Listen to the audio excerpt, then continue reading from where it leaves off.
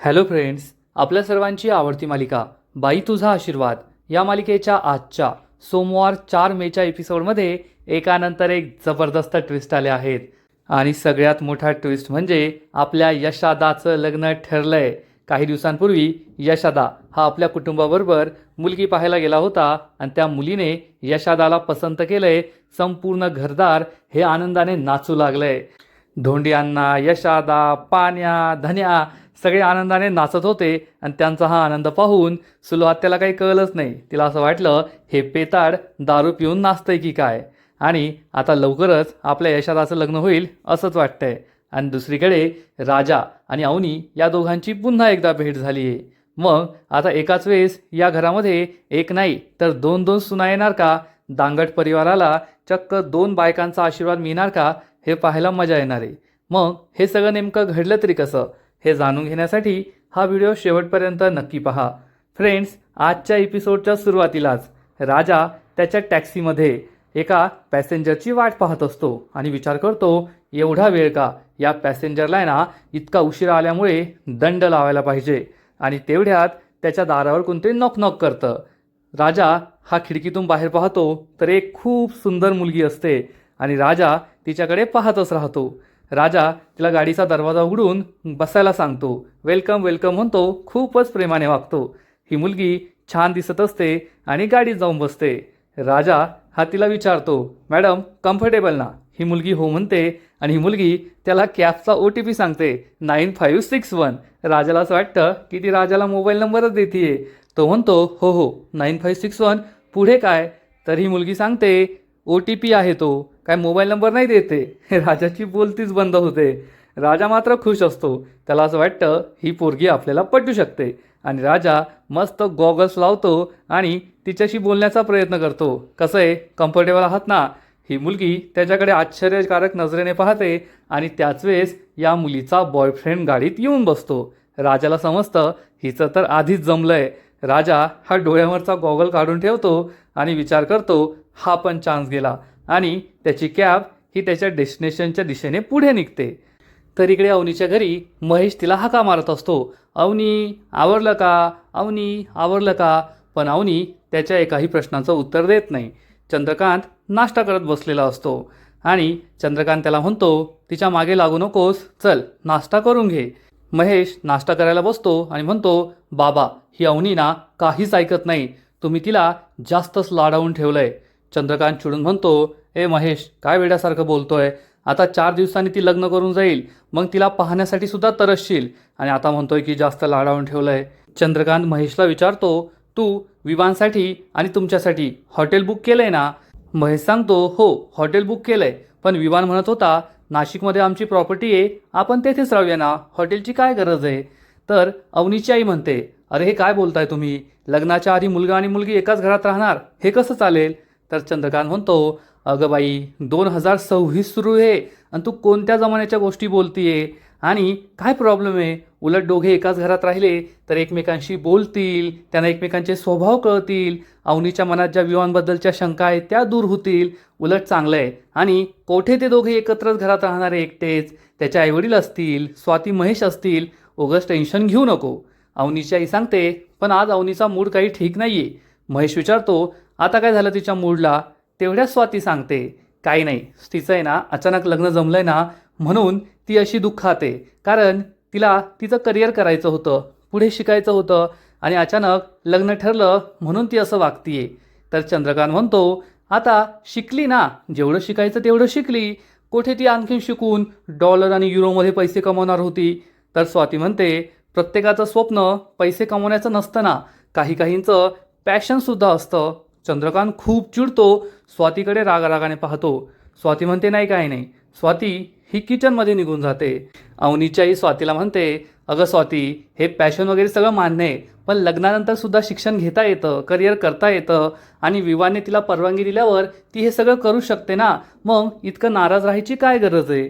तेवढ्यात महेश म्हणतो, आणि स्वाती तू सुद्धा इंजिनियर आहेस ना, आम्ही तुला कधी अडवलं आहे का की शिकू नकोस पुढे किंवा नोकरी करू नको? तुला सगळं करायचं आहे, तसंच आम्ही करू देतो, विवाहसुद्धा करू दिलं आपल्या अवनीला. आणि इकडे अवनी रूममध्ये असते. अवनी चिडून म्हणते, बाबा मला हे लग्न करायचं नाही आहे, आणि जसा तुम्ही स्वाती वहिनीला चॉईस दिला की पुढे शिक नोकरी कर, तसा चॉईस तुम्ही मला दिलाय का? नाही, तुम्ही डायरेक्ट माझं लग्न ठरवलंय, आणि ते सुद्धा कोणाशी? त्या पहिलवान बाउन्सरशी. अरे तो एक नंबरचा बाउन्सर आहे, आणि त्याला नोकरी करणारी शिकणारी मुलगी नको आहे. त्याला फक्त घरात बसणारी आणि त्याचं डाएट सांभाळणारी मोलकरीण हवे. तसं तो मला म्हणालाय. आणि बाबा तुम्ही माझ्यावर लग्नाची जबरदस्ती नाही करू शकत. जर तुम्ही माझ्यावर लग्नाची जबरदस्ती केली ना, तर मी तुमच्या विरुद्ध पोलीस केस करेल की तुम्ही जबरदस्तीने माझं लग्न लावून देताय. परंतु अवनी हे सगळं प्रॅक्टिस म्हणून बोलत असते. ती तिच्या रूममध्ये एकटीच असते, तिथे तिचे बाबा नसतात. अवनी विचार करते, नाही नाही, असं पोलीस केस वगैरे नको बोलायला, नाहीतर बाबांना खूप राग येईल, त्यांना वाईट वाटेल ना, मी त्यांना असं नाही दुखावू शकत. पण मी बाबांना कसं समजावून सांगू तेच मला कळत नाही आहे. काय करावं हाच प्रश्न मला पडला आहे. आणि इकडे आपला राजा कॅब चालवत असतो. हे दोघे गर्लफ्रेंड बॉयफ्रेंड मस्त एकमेकांशी गप्पा मारत असतात.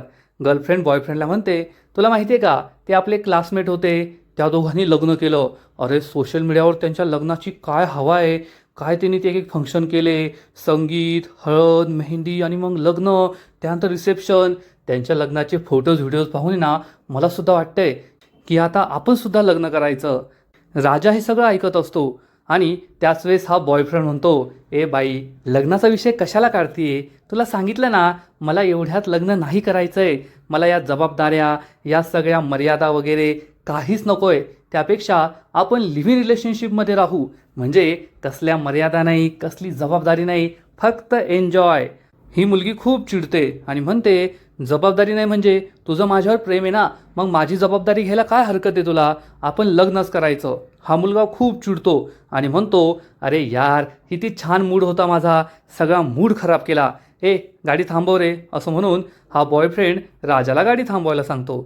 राजा म्हणतो हो हो. राजा गाडी कडेला घेतो. हा बॉयफ्रेंड गाडीचा दरवाजा उघडतो, बाहेर निघून जातो. आणि ही गर्लफ्रेंड राजाला म्हणते, दादा किती पैसे झाले?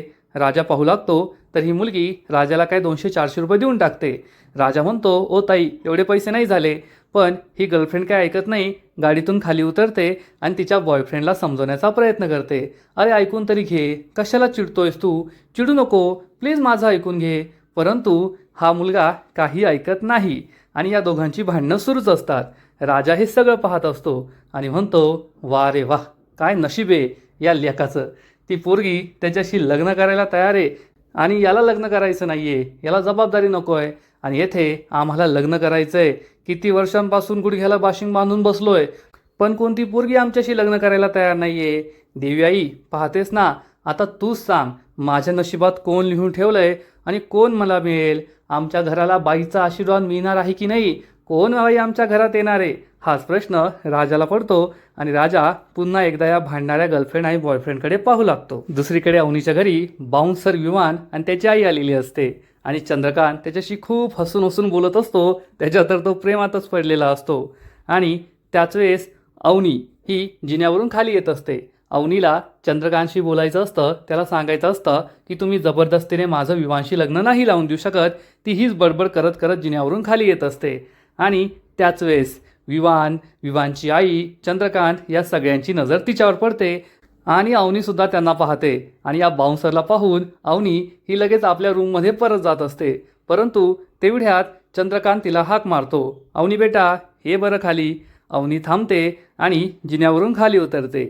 विवान अतिशय घाणेरड्या नजरेने तिच्याकडे पाहत असतो. अवनी सगळ्यांसमोर येते आणि विवान विचारतो, तू मागे का चालली होतीस? अवनीकडे या प्रश्नाचं उत्तर नसतं. आणि मग तेवढ्यात अवनीची आई सांगते, लाजली असेल तुम्हाला पाहून. विवान खुश होतो, तिच्याकडे प्रेमाने पाहू लागतो. तर अवनी विचार करते, काय संबंध, या बाउन्सरकडे पाहून मी कशाला लाजेल. विवानची आई विचारते, अवनी तू तयार आहेस ना, चल मग निघायचंय आपल्याला. अवनी हो म्हणते. चंद्रकांत सांगतो, हो हो ती तर तयार आहे, पण मी ना तुमच्यासाठी नाशिकमध्ये एक चांगला ड्रायव्हर शोधतो, तुम्ही त्याच्याबरोबर जा. तर विमान सांगतो, नाही अंकल त्याची काही गरज नाही आहे, मी ड्राईव्ह करतो ना. तर चंद्रकांत म्हणतो, नाही तुम्ही ड्राईव्ह कराल, पण तसं नाही आहे विमान, कसं आहे ना, जर आपण ड्रायव्हिंग करत गेलो ना तर सगळा वेळ पार्किंग शोधण्यातच जातो. त्यापेक्षा ड्रायव्हर असेल तर आपण उतरायचं, तो गाडी पार्किंगला लावतो. विमान म्हणतो, मग आपण 2 गाड्या करूया. चंद्रकांत सांगतो, नाही नाही तुझा काहीतरी गैरसमज होतोय, मी आणि अवनीची आई नाही येते, आम्हाला एक महत्त्वाचं काम आहे. स्वाती महेश तुमच्यावर येतील, एका गाडीत तुमचं होऊन जाईल. विवान म्हणतो ठीक आहे, चला मग. आणि मग विवान आणि विवानची आई बाहेर जातात. चंद्रकांत हा अवनीला समजावून सांगतो, मनासारखी खरेदी कर, तुला जे हवंय ते सगळं घे, कसलाही विचार करू नको. अवनी हो म्हणते, पण मनातून तिला हे लग्नच करायचं नाही आहे, तर ती खरेदी काय करणार आहे. विवान त्यांना हाक मारतो, चला मग निघायचं ना. अवनी, स्वाती, महेश सगळे बाहेर जातात. चंद्रकांत आणि अवनीची आई खूप खुश असतात. आणि इकडे धोंडे अण्णाच्या घरी सगळेजण जेवणाची वाट पाहत बसलेले असतात. आपला यशादा सगळ्यांसाठी गरमागरम थालीपीठ बनवत असतो आणि धोंडे अण्णा, पाण्या, धन्या हे सगळे कधी एकदाचे थालीपीठ होत आहे आणि आम्हाला खायला मिळत आहे याची वाट पाहत असतात. धोंडे अण्णा विचारतो, झालं की नाही थालीपीठ, चल लवकर आण. यशादा पटकन एक थालीपीठ बनवतो, धोंडे अण्णाला आणून देतो. आणि धोंडे अण्णा म्हणतो, फक्त एकच, दुसरं पण आण बरं लवकर. पाण्या म्हणतो, ओ अण्णा, त्याला इतकी घाई कराल ना तर जाईन पळतो, आपल्या सगळ्यांचे खाण्याचे हाल होतील. तर धोंडे अण्णा म्हणतो, अरे तो कसला पळतोय, पोरगी पाण्याच्या कार्यक्रमात वडे तळून आला, त्याला खाण्याची खूप हौस आहे, त्यापेक्षा बनवण्याची जास्त हौस आहे, त्यामुळे तो काय पळून जात नाही. आणि तेवढ्यात मध्यस्थी तेथे येतो. मध्यस्थीला पाहून धोंडे अण्णा चक्क स्वतःचं तोंड वळून घेतो. तसं काय मध्यस्थी यांच्या ताटातलंच खाणार आहे. आणि मध्यस्थीसुद्धा चांगलाच हावरट असतो. काय मग आज थालीपीठ का. धोंडे अण्णा त्याच्याकडे वळूनसुद्धा पाहत नाही. आणि पाण्या हा लगेच यशादाला सांगतो, अरे मध्यस्थीसाठी थालीपीठ आण बरं. मध्यस्थी खूप खुश होतो. यशादा त्याच्यासाठी पाणी आणून देतो. मध्यस्थी पाणी पितो. यशादा चांगलाच खुश असतो की मध्यस्थी काहीतरी निरोप द्यायला आले आहेत. आणि मग पाण्या विचारतो, काय निरोप आलाय मुलीकडून. तर हा मध्यस्थी सांगतो, निरोप आलाय ना. तर धोंडे अण्णा म्हणतो, काय येणार आहे, आम्हाला माहिती आहे, काय वेगळा निरोप येणार आहे. तर मध्यस्थी सांगतो, वेगळाच निरोप आलाय. हे ऐकून सगळ्यांनाच आश्चर्याचा धक्का बसतो आणि सगळे मध्यस्थीकडे आश्चर्याने पाहू लागतात. मध्यस्थी सांगतो, फक्त थालीपीठ नाही तर शिरासुद्धा सांगा. सगळेजण त्याच्याकडे आश्चर्याने पाहतच असतात. आणि धन्या विचारतो, शिरा म्हणजे पसंत केलं का काय आमच्या यशादाला पोरीने. मध्यस्थी सांगतो, होय मग. हे ऐकून कोणाचाच विश्वास बसत नाही. आणि मग धन्या हा पाण्याला म्हणतो, पाण्यादा चिमटा काढ बरं. पाण्या त्याला चिमटा काढतो आणि धन्याला समजतं की हे स्वप्न नाही आहे. यशादा खूप खुश होतो. आणि मग पाण्या, यशादा, धन्या सगळेजण आनंदाने नाचू लागतात. धोंडे अण्णासुद्धा आनंदाने नाचत असतो. हे तिघे भाऊ एकमेकांना मिठी मारून नाचत असतात. धोंडे अण्णा त्यांच्याकडे जातो, पण त्यांच्यात काही जागा मिळत नाही, म्हणून तो चक्क मध्यस्थीकडे जातो आणि त्यालाच मिठी मारतो. धोंडे अण्णा म्हणतो, म्हटलं होतं ना तुम्हाला, अरे लाखाते माझा पोरगा यशा, त्याला पोरगी हा म्हणणारच होती. आणि तुमच्या त्या आत्याचा, सोल आत्याचा काही शाप बीप लागत नाही आपल्याला. अरे आपल्या घराला बाईचा आशीर्वाद मिळाला, झालं लग्न जमलं. असं म्हणून धोंडे अण्णा नाचत असतो. सगळी मुलं नाचत असतात. आणि धोंडे अण्णा हा नाचत नाचत घराबाहेर येतो, नाचत असतो. सुलवात्या आणि नमी घराबाहेरच असतात. आणि धोंडे अण्णा का नाचतोय हे पाहून त्यांनाही आश्चर्य वाटतं. सुलवात्या आणि नमी दोघी त्याच्याकडे पाहत असतात. धोंडे अण्णा नाचतच असतो. आणि मग यशादा बाहेर येतो. धोंडे अण्णाला आतमध्ये घेऊन जातो. अहो अण्णा, काय बाहेर नाचताय, चला आतमध्ये, असं म्हणून तो अण्णाला आतमध्ये घेऊन जातो. तर सुलवात्या त्याच्याकडे रागारागाने पाहते. नमीला कळतच नाही की हे का नाचत होते. तर सुलवात्या म्हणते, पाहिलं का नमे, तुझा हा पेताड मामा धोंडी कुठला, धोंड्या पिऊन नाचतोय, दिवसा ढवळ्या पितोय, त्याला काही आहे की नाही, रात्र सकाळ दुपार कधी पण नाचत असतंय. आणि अशा घरात कोण आपली पोरगी देणार आहे, बाईचा आशीर्वाद त्यांच्या घराला कधीच मिळणार नाही. असं म्हणून सुलवात्या जाते. पण नमीला मात्र संशय आलेला असतो की दाल में कुछ काला है. आणि इकडे सगळेजण अवनीच्या घरून शॉपिंगला जात असतात. गाडीमध्ये महेश हा ड्रायव्हिंग करायला बसतो. आणि आधीच अवनीची होणारी सासू म्हणजे विवानची आई बसलेली असते. अवनी ही मधल्या सीटवर बसते आणि स्वातीसुद्धा तिच्या शेजारी बसणार. पण त्याच वेळेस चक्क विवान हा स्वातीला न बसू देता अवनीच्या शेजारी येऊन बसतो. अवनीला मोठा धक्काच बसतो. स्वातीला सुद्धा आश्चर्य वाटतं. तर विवानची आई मात्र खुश होते. आणि विवान हा स्वातीला म्हणतो, थँक्यू बरं का, आणि दरवाजा लावून घेतो. अवनी खूप चिडते, हा बाउन्सर का माझ्या शेजारी बसला आहे अडचण करायला. अवनीला त्याच्या शेजारी बसायचं नसतं. अवनी ही स्वातीला इशारा करते, तू येथे बस ना, याला इथून हटव ना. पण स्वातीला काय करावं ते कळत नाही. स्वाती तिला डोळ्याने इशारा करते आणि पुढे जाऊन महेश जवळ बसते. आणि हे दोघे एकत्र बसल्यावर पुन्हा एकदा स्वाती मागे वळून पाहते. तर अवनी तिला इशारा करते, प्लीज याला इथून हटव ना. स्वातीला समजतं की अवनीला त्याच्या शेजारी नाही बसायचं आहे. आणि अवनी चक्क महेशला म्हणते, महेश तू नीट गाडी चालवशील ना, झोपणार तर नाही ना. हे ऐकून विवान आणि विवानच्या आईला मोठा धक्काच बसतो. विवानची आई म्हणते, हे काय बोलताय तुम्ही, गाडी चालवताना झोपतात ते. तर महेश म्हणतो, नाही हो काकू, काही पण बोलते ही, असं एकदाच घडलं होतं, मग काही का मला आयुष्यभर ऐकवणार काय, असा कमी काय रोजच झोपतो का. तर स्वाती म्हणते, नाही एकदा होऊ शकतं, मग पुन्हा पुन्हा सुद्धा होऊ शकतं ना, म्हणून म्हटलं, दुसरं काही नाही. महेश म्हणतो, नाही हो काकू, मी काय झोपत वगैरे नाही, काही पण बोलते ही. पण विवानची आई घाबरते आणि म्हणते, नाही नाही तुम्ही गाडी चालवून झोपता, एवढी मोठी रिस्क मी नाही घेऊ शकत. विवान तू गाडी चालव बरं. विवान म्हणतो, ठीक आहे. आणि विवान अवनीच्या बाजूने उठतो आणि स्वाती त्याच्या शेजारी येऊन बसते. त्यामुळे अवनीला खूप आनंद होतो. महेशला हे सगळं समजलेलं असतं की स्वाती आणि अवनीने जाणून बुजून हा प्लॅन बनवला होता. आणि मग हे सगळे शॉपिंग करायला निघतात. तर इकडे धोंडी अण्णाच्या घरी सगळेजण आनंदाने नाचत असतात. परंतु आपला हा मध्यस्थी त्यांच्या आनंदावर विरजण टाकतो आणि म्हणतो, आता आनंद तर झालाय, पण अजून एक गोष्ट महत्त्वाची आहे. तर धोंडी अण्णा म्हणतो, हो माहिती आहे, तुमचं कमिशन. मध्यस्थी चिडून म्हणतो, कमिशन? माझं कोणतं कमिशन? तर सगळी मुलं म्हणतात, आहेर आहेर आहेर म्हणायचे त्यांना, चुकून कमिशन म्हणाले. तर मध्यस्थी म्हणतो, माझं स्पष्ट मत आहे, जोड्या या स्वर्गात बनतात आणि त्या जोड्या जमिनीवर जमवण्यासाठी माझा जन्म झाला आहे. त्यामुळे मला तुमचा आहेर वगैरे नको आहे. मला तुम्हाला एवढंच सांगायचं आहे की मुलीने यशाला पसंत केलं आहे, पण ते तुमचं घर पाहायला येणार आहेत आणि मग त्यांना घर पसंत पडल्यावरच ते त्यांचा फायनल डिसिजन सांगतील. हे ऐकून धोंडी अण्णा, यशादा, पाण्या, धन्या या सगळ्यांना जबर धक्काच बसतो. यशादाला समजतं की आता आपलं घर पाहिल्यावर मुलगी आणि मुलीचे घरचे काही आपल्याला पसंत करणार नाहीत. धोंडी अण्णा स्पष्ट शब्दात सांगतो, घरी कशाला यायचं आहे, जर ते घरी आले तर हे लग्न जमत नाही. पाण्या म्हणतो, ते कॅन्सल नाही करता येणार, त्यांना घरी कशाला बोलवायचं आहे. तर मध्यस्थी सांगतो, असं कसं चालेल, घरी तर बोलवावंच लागणार ना. तुम्ही त्यांच्या घरी गेले, त्यांचं घर पाहिलं आणि आता मुलीला आयुष्यभर या घरात राहायचं आहे, मग ते घर पाहायला येणारच आणि घर आवडलं तरच ते हे स्थळ फायनल करणार. पण सगळ्यांना समजलेलं असतं की मुलगी आणि मुलीचे घरवाले येथे आले म्हणजे आपलं घर पाहून ते पसंत करणार नाही. त्यामुळे त्यांचा आनंद हा क्षणातच विरून जातो.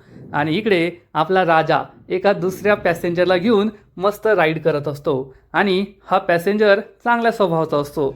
तो विचारतो, कुठले तुम्ही? राजा सांगतो, इथलाच आहे मी. तर हा माणूस म्हणतो, अरे वा, आम्ही सुद्धा इथलेच आहे, लग्न झालंय का तुमचं? म्हणजे तो राजाच्या जखमीवरची खपली काढतो. राजा म्हणतो, नाही नाही अजून नाही झालंय. तर हा पॅसेंजर म्हणतो, अजून नाही झालं? अहो करून टाकायचं, लग्न वेळेवर व्हायला हवं. लग्न वेळेवर झालं की मी बाकीच्या गोष्टीसुद्धा वेळेवर होतात, त्यामुळे लग्न करून टाका. तर राजा सांगतो, अहो करायचं आहे हो, पण पोरगी तर दिली पाहिजे ना कुणी.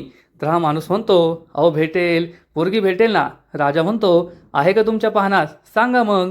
तर हा माणूस म्हणतो, पाहू ना, त्यात काय हरकत आहे, पण तुम्हाला सांगतो, लग्नासाठी पोरगी ना अशी शोधून नाही सापडत, ती अचानक धपकन अशी समोर येते. आणि खरंच असंच होतं. त्याच वेळेस राजा हा लेफ्ट टर्न घेतो आणि दुसऱ्या बाजूने विवान हा त्याच रस्त्याने समोर येतो. विवान हा नो एंट्रीने आलेला असतो. राजा आणि विवान या दोघांच्या गाडीची धडक होते. दोघांच्या गाड्यांना एकमेकांना घासतात.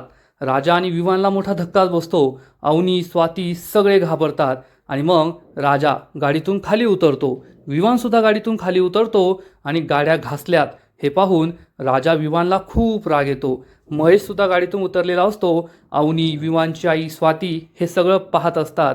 तशी तर विवानची चूक असते, तो नो एंट्रीमध्ये घुसलेला असतो. तरीसुद्धा राजा त्याच्याशी नॉर्मल बोलतो, काय यार भावा, हे काय केलं, गाडी चाटून गेली ना. तर विवान अतिशय उद्धटपणे म्हणतो, कॅबवाल्या, तुला अक्कल नाही आहे का रे, गाडी चालवता येत नाही, मग नीट गाडी चालवायची ना. हे ऐकून राजाला खूप राग येतो. राजा चिडून म्हणतो, मला गाडी चालवता येत नाही, मला गाडी चालवता येत नाही. तर हा विवान म्हणतो, तुझ्याकडे लायसन तरी आहे का रे, कशी गाडी चालवतं, अशी येत नाही तर कशाला चालवतो रे. राजा चिडून म्हणतो, एक तर नीट बोलायचं, तुझी चूक आहे, तू नो एंट्रीमध्ये घुसलाय आणि मला अक्कल शिकवतं का रे. विवान चिडून म्हणतो, तू कोण सांगणार रे, मी कुठून चालायचं कुठून नाही चालायचं.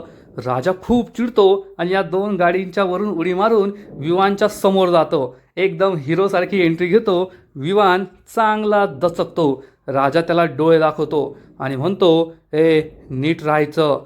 विवान चांगला चिडतो आणि चक्क राजाची गचंडी पकडतो. त्यामुळे राजाला सुद्धा राग येतो. राजा त्याच्याकडे रागारागाने पाहू लागतो तर विवानची आई म्हणते, पाहिलं का किती उद्धट मुलगा आहे हा.